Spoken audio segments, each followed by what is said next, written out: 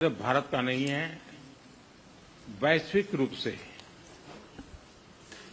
हम इस मत के हैं कि गैर कानूनी तरीके से जो लोग दूसरे देशों में होते हैं उनको वहां रहने का कोई कानूनी अधिकार तो है नहीं। हमने हमेशा कहा है कि जो वेरीफाइड होगा, कि जो सच्चे अर्थ में भारत का ही नागरिक होगा, वो अगर अमेरिका में गैर कानूनी तरीके से रहता है तो उसको वापस लेने के लिए भारत तैयार है। ह्यूमन ट्रैफिकिंग में जुड़े हुए पूरे इकोसिस्टम पर हमने वार करना चाहिए। अमेरिका और भारत मिलकर के हमारी कोशिश है और हमारी कोशिश रहनी चाहिए। Prime Minister, the US is giving a lot of push to curb illegal immigration, and India has been cooperating on this issue. How does India see this issue in the larger context? Thank you. सवाल सिर्फ भारत का नहीं है, वैश्विक रूप से हम इस मत के हैं कि गैर कानूनी तरीके से जो लोग दूसरे देशों में होते हैं उनको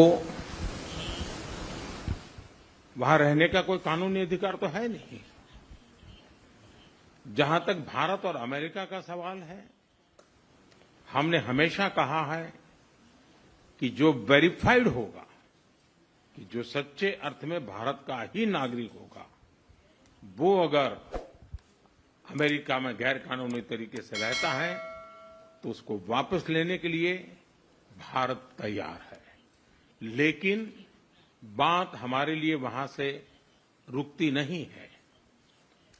ये सामान्य परिवारों के बच्चे होते हैं, उनको बड़े बड़े सपने दिखाए जाते हैं और उनको ज्यादातर ऐसे होते हैं उनको गुमराह करके लाया जाता है।